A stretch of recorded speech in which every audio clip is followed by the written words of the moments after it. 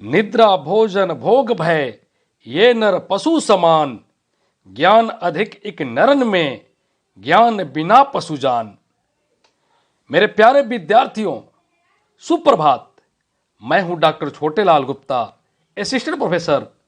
आज के हिंदी क्लास में रीतिकालीन हिंदी साहित्य की प्रमुख विशेषताओं पर चर्चा करूंगा तथा इस पर आधारित महत्वपूर्ण प्रश्नों का भी उत्तर ढूंढने का प्रयास करूंगा।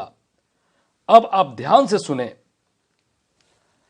आधुनिक हिंदी साहित्य में रीतिकाल की समय सीमा 1700 विक्रम संवत से 1900 विक्रम संवत तक मानी गई है। आचार्य रामचंद्र शुक्ल के अनुसार रीतिकाल के प्रवर्तक चिंतामणि हैं। रीतिकालीन हिंदी काव्य की प्रमुख विशेषताएं। रीतिकालीन हिंदी काव्य की प्रमुख विशेषताएं निम्नलिखित है। रीति निरूपण इस काल के कवियों की प्रधान प्रवृत्ति है। रीति निरूपण अर्थात लक्षण ग्रंथों की रचना करना। आचार्य रामचंद्र शुक्ल ने इन रीति ग्रंथकारों को आचार्य न मानकर कवि ही माना है। उनके अनुसार हिंदी में लक्षण ग्रंथों की परिपाटी पर रचना करने वाले जो सैकड़ों कवि हुए वे आचार्य कोटि में नहीं आ सकते। श्रृंगारिकता रीतिकालीन हिंदी कवियों के काव्य का केंद्र बिंदु श्रृंगार है।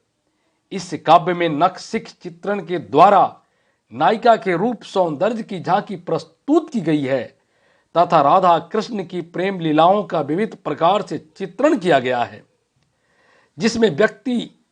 जिसमें भक्ति भावना का लेस भी नहीं है। नायिका भेद के अंतर्गत भी श्रृंगार ही प्रमुख रहा है। डॉक्टर नगेंद्र ने रीतिकाल काव्य में श्रृंगार की प्रधानता को लक्ष्य कर अपनी टिप्पणी देते हुए कहा है, खांचा चाहे जैसा भी रहा हो, इसमें ढली श्रृंगारिकता ही है। अलंकारिकता दरबारी काव्य होने के कारण रीतिकालीन काव्य में अलंकार की प्रधानता है। अलंकारों के बिना कविता सुंदरी सुशोभित नहीं होती, भले ही वह अन्य गुणों से युक्त क्यों न हो। अलंकार जो कविता का साधन है, इस काल में आकर साध्य बन गया है। आश्रयदाताओं की प्रशंसा रीतिकाल के अधिकांश कवि विभिन्न राज दरबारों के आश्रय में रहते थे। बिहारी, देव, भूषण, सुदन, केशव, मतीराम आदि सभी प्रसिद्ध कवि राज दरबारों से वृत्ति प्राप्त करते थे। अतः स्वाभाविक था कि वे अपने आश्रयदाताओं की प्रशंसा में काव्य रचना करते थे। बहुज्ञता एवं चमत्कार प्रदर्शन रीतिकालीन काव्य में बहुज्ञता का प्रदर्शन करने के साथ साथ चमत्कार प्रदर्शन की प्रवृत्ति भी पाई जाती है। बिहारी जैसे कवियों के काव्य में ज्योतिष, आयुर्वेद, पुराण, गणित, नीति शास्त्र, काव्य शास्त्र, चित्रकला आदि अनेक विषयों की जानकारी समाविष्ट है। भक्ति एवं नीति रीतिकाल का प्रमुख पाद्य तो श्रृंगार ही है, तथापि उसमें भक्ति एवं नीति संबंधी सैकड़ों सूक्तियां यत्र तत्र उपलब्ध है। अधिकांश रीति कवियों ने अपने जीवन के संध्या काल में भक्ति एवं वैराग्य से ओतप्रोत रचनाएं लिखी है। नारी के प्रति कामुक दृष्टिकोण रीतिकालीन काव्य का केंद्र बिंदु नारी चित्रण रहा है। नायिका के नखशिख चित्रण में उन्होंने अधिक रुचि दिखाई है। नारी के ऐन्द्रिक बाह्य रूप के निरूपण में ही उनकी वृत्ति अधिक रमी है। उसके आंतरिक गुणों का चित्रण उन्होंने नहीं किया है।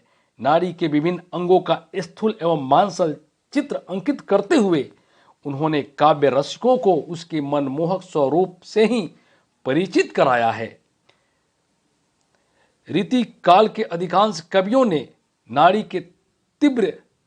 के प्रति तीव्र आसक्ति एवं कामुकता का परिचय दिया है। प्रकृति चित्रण रीतिकालीन कवियों ने प्रकृति चित्रण प्रायः उद्दीपन एवं अलंकारिक रूप में किया है। प्रकृति का आलम्बन रूप में चित्रण बहुत कम हुआ है। नायक नायिका के मानसिक दशा के अनुकूल प्रकृति भी संयोग काल में सुखद एवं वियोग काल में दुखद रूप में चित्रित की गई है। परंपरागत रूप में षड ऋतु वर्णन एवं 12 मासे का चित्रण भी इन कवियों ने किया है। रीतिकालीन विलासी वातावरण में रमे हुए इन कवियों को इतना अवकाश ही कहाँ था कि वे प्रकृति के मनोहर स्वरूप पर रिझकर काव्य रचना करते। मुक्तक काव्य की रचना। आचार्य रामचंद्र शुक्ल का मत है कि यदि प्रबंध काव्य विस्तृत काव्य स्थली है तो मुक्तक काव्य एक चुना हुआ गुलदस्ता। इसी से वह सभी समाजों के लिए अधिक उपयुक्त काव्य बन गई है। आलंकारिकता, चमत्कारिकता एवं बहुज्ञता का प्रदर्शन करने हेतु मुक्तक रचना की प्रवृत्ति का विकास रीति काल में ही हुआ है। ब्रज भाषा का प्रयोग। रीतिकालीन कवियों में अधिकतर व्रज भाषा में ही काव्य रचना की है।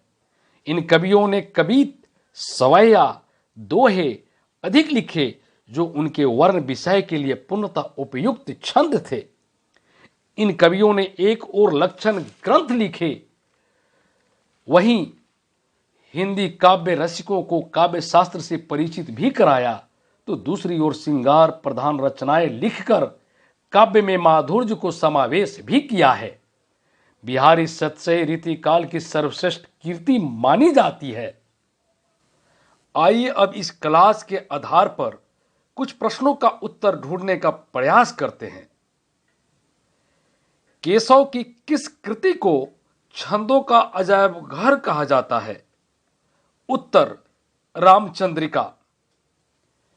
केशव को कभी हृदय नहीं मिला था, उनमें वह सहृदयता और भावुकता न थी जो एक कवि में होनी चाहिए।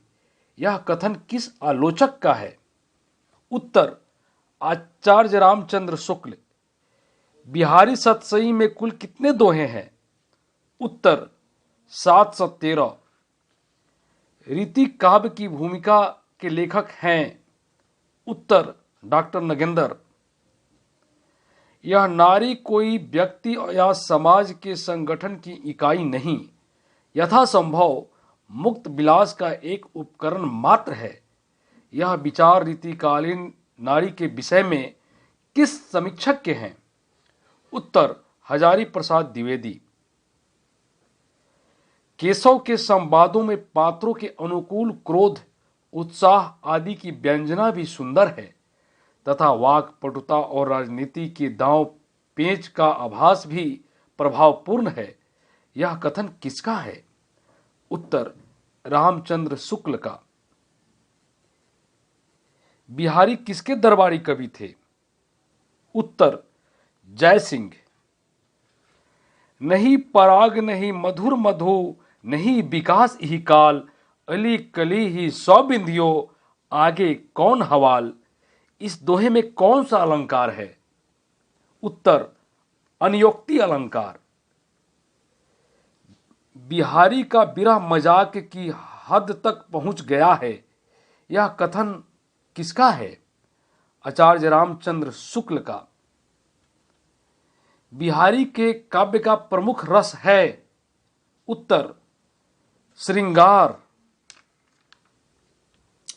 केशव केवल उक्ति, वैचित्र और शब्द क्रीड़ा के प्रेमी थे, यह कथन किसका है? आचार्य रामचंद्र शुक्ल का। घनानंद रीतिकाल की किस धारा के कवि हैं? उत्तर, रीति मुक्त धारा के।